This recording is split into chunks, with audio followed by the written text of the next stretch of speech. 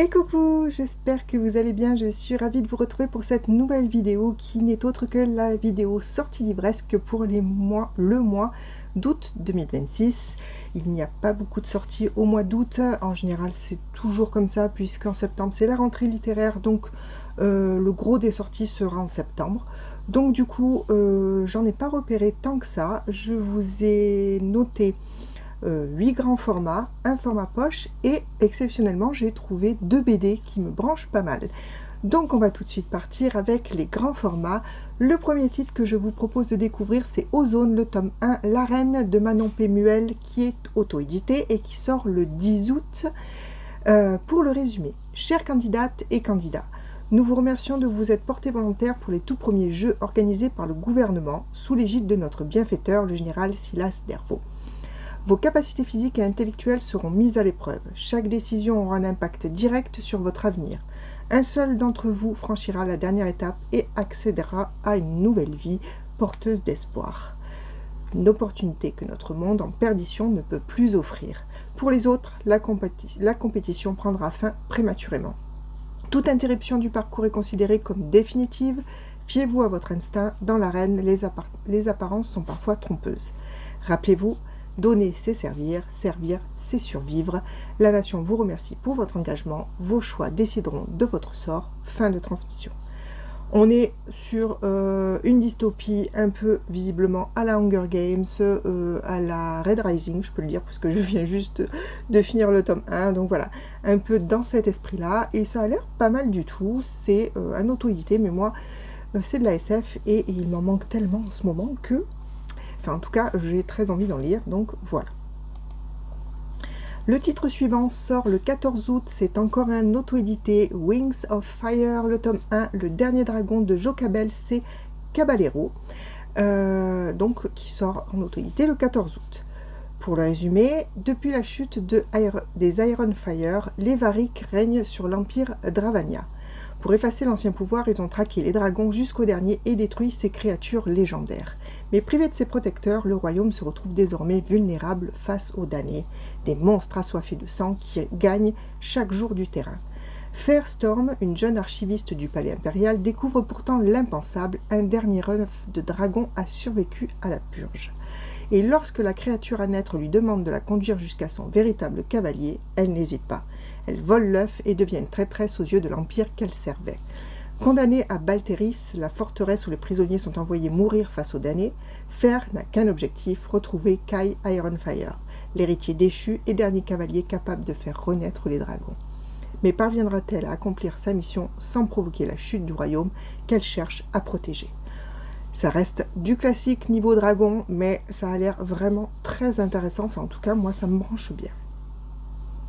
Le suivant que j'ai repéré sort le 19 août chez Gamemaster, c'est L'Empire de l'Automne, le tome 1, Le clan des feuilles mortes de A.S. Tamaki.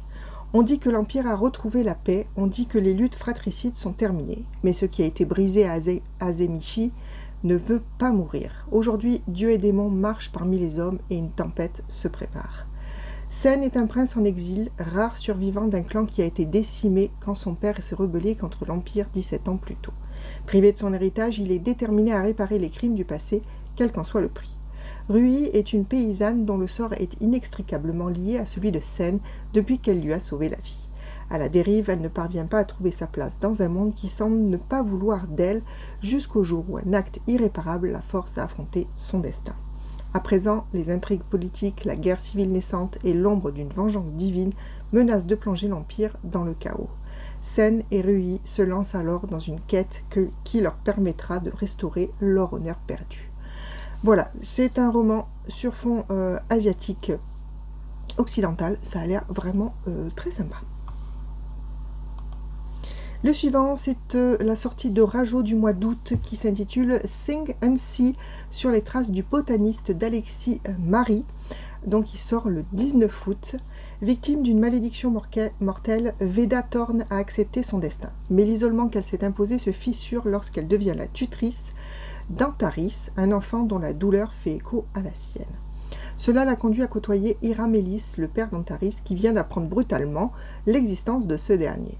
Leur aversion mutuelle est immédiate, mais une série de meurtres magiques va les pousser à s'allier pour déterrer des secrets longtemps enfouis. Seulement, la vérité est aussi mortelle que la magie qui coule dans les veines de Veda, et les deux ont un coup dévastateur. Voilà, ça a l'air vraiment sympa, je sais pas, il y a ce mélange botanisme, magie mortelle, enfin malédiction mortelle, tout ça. Pourquoi pas? Franchement, ça me mange bien. On part complètement sur autre chose, on laisse tomber l'imaginaire avec un contemporain partout là où je suis de Jennifer Schneider qui sort chez l'Archipel le 20 août. Depuis leur rencontre à l'adolescence sur les planches usées de la promenade de Coney Island, Ellie et Jack s'étaient à la vie à la mort.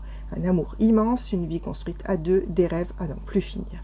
Comment continuer à vivre, rire, aimer quand soudain manque l'essentiel? Entre souvenirs incandescents et rencontres inattendues, Ellie vacille, résiste, s'accroche. À un chat envahissant, à des vinyles chargés d'émotions, à une sœur prête à tout pour la sauver, et à un vieil homme étrange qui pourrait bien l'aider à retrouver le chemin de la vie. Car parfois, même brisé, le cœur finit par battre à nouveau. C'est un roman qui traite du deuil, et j'aime bien, moi, toujours ce mélange de générations. Donc voilà, il m'a attiré dès que je l'ai vu. Ensuite, on revient sur de l'asiatique occidental avec Quand s'éveillent les montagnes d'Emma Pei Li Ying qui sort chez Charleston le 20 août. C'est une période qui m'intéresse beaucoup puisque c'est la Seconde Guerre mondiale et en plus vu du côté de Hong Kong, vous allez voir, Hong Kong 1941, alors que Shanghai est envahie par l'armée japonaise, la riche famille Tang trouve refuge à Hong Kong, ville qui bénéficie encore du protectorat britannique. En tant que première épouse de la famille, Mingzhu mène une existence privilégiée mais solitaire, veillant sur sa fille Qiang et gérant la maisonnée aux côtés de sa servante dévouée, Biyu. Mais lorsque les Japonais envahissent Hong Kong, le destin des trois femmes bascule. Si les connaissances de Mingzhu pour les langues étrangères la sauvent des travaux forcés, elle se retrouve face à un choix impossible, collaborer avec l'ennemi ou faire face à une mort certaine. Qiang et Biyu, quant à elles, doivent survivre à des journées de dur labeur en usine et à des rations de nourriture dérisoires, jusqu'au jour où elles rencontrent les mystérieux combattants de la colonne du Dongjiang. Voilà, donc c'est une partie de l'histoire que je ne connais pas, enfin en tout cas un point de vue de l'histoire que je ne connais pas bien. Donc ça m'intéresse vraiment beaucoup. Ensuite, alors, je ne sais pas si on peut le classer en thriller. Le titre de ce roman, c'est Nous avant l'innocence, d'Ella Berman, qui sort chez Plot Twists le 26 août. Trois amies partent en vacances, deux en reviennent. Après la mort d'Evangeline, dont elles ont été innocentées cet été-là en Grèce, Bess et Johnny ont pris leur distance. Cette disparition a terni leur réputation et chacune a géré différemment cette célébrité douteuse. Bess vient recluse et travaille de chez elle, tandis que Johnny a décidé d'en faire son fonds de commerce. Un jour, après 10 ans de silence, Johnny demande une faveur à Bess, lui fournir un alibi. Bess n'a pas le choix, après tout, elle lui doit bien ça. Voilà, donc des erreurs de jeunesse.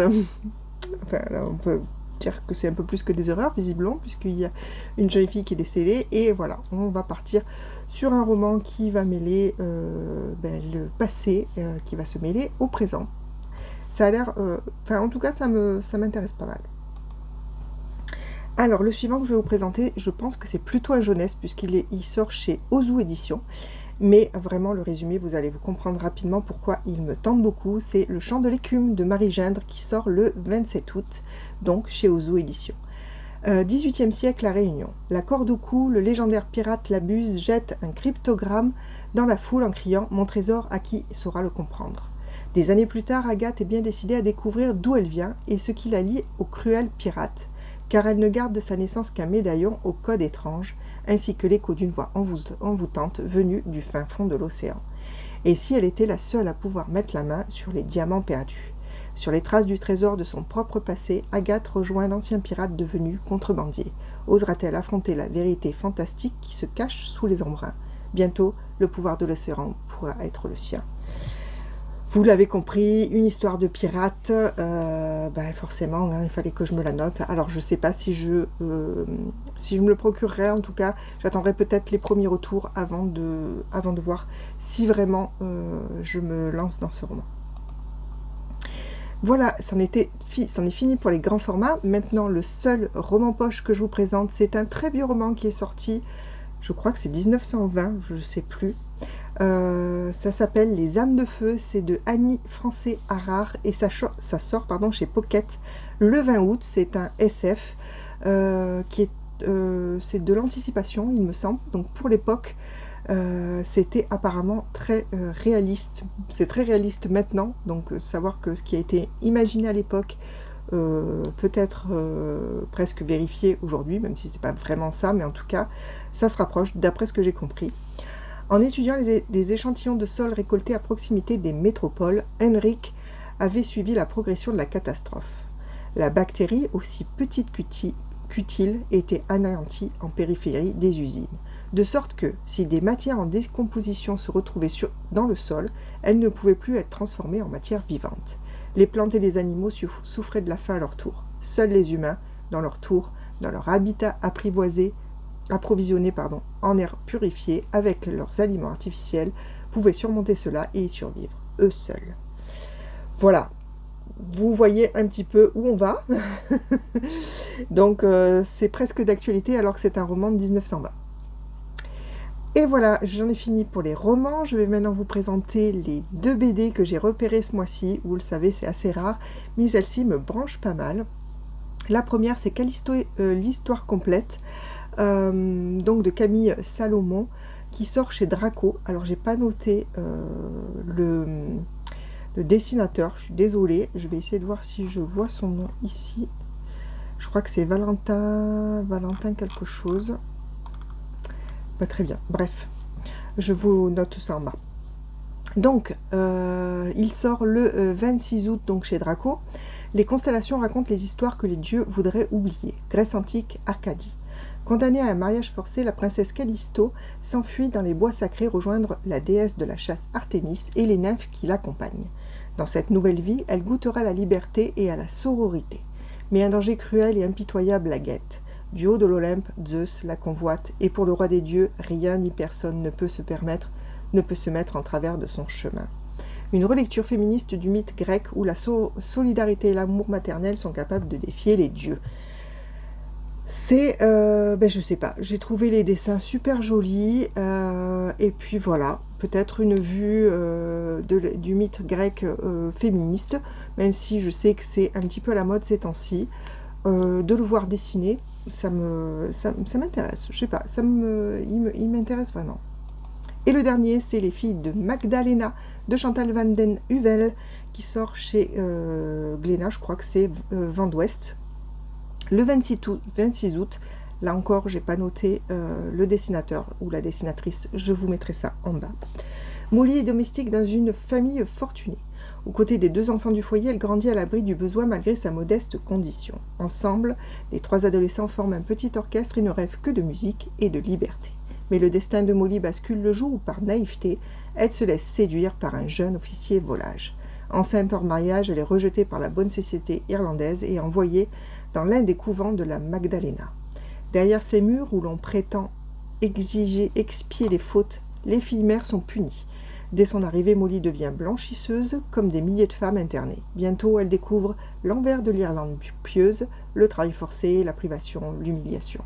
Que se trame-t-il réellement entre les murs de ces institutions? Et que deviennent les nourrissons? Décidée à survivre et à protéger son enfant, Molly refuse de se soumettre. Mais parviendra-t-elle à échapper à ce système et à ceux qui l'alimentent dans leur foi aveugle? Son destin pourrait bouleverser à jamais ceux qui l'aiment et dévoiler un terrible secret que même l'Église tentera d'étouffer. C'est un pan de l'histoire, hein, puisque c'est réel, hein, donc c'est un pan de l'histoire irlandaise, une histoire que je ne connais vraiment absolument pas. Donc je trouve que c'est un bon moyen peut-être de le découvrir par le biais d'une BD. En tout cas, j'ai regardé aussi les dessins, les couleurs, c'est vraiment très très beau, donc peut-être je craquerai. Voilà, j'en ai terminé pour mes 11 sorties pour ce mois d'août. Voilà, comme je vous avais dit, c'était rapide puisqu'il n'y avait pas beaucoup. Je pense que septembre va être beaucoup plus compliqué et qu'il n'y aura certainement pas que 12 sorties à vous présenter. On verra ce que j'arrive à voir et à faire. J'espère qu'il y aura de la SF parce que vraiment, c'est pauvre ces derniers temps, moi je trouve, en sortie SF. Donc j'espère, je croise les doigts pour qu'il y en ait un peu plus que ça. Voilà, je vous abandonne ici. N'hésitez pas à venir me dire ce que vous avez repéré pour ce mois d'août. Si un de ces romans ou de ces BD ou une de ces BD vous font de l'œil, voilà. Vous venez discuter avec moi en commentaire comme d'habitude ou sur Instagram. N'hésitez pas aussi à mettre un petit pouce en l'air, à vous abonner si ce n'est pas encore fait. Et sur ce, je vous souhaite de passer une excellente semaine, de faire de très belles lectures et je vous dis à très bientôt pour une prochaine vidéo. À plus!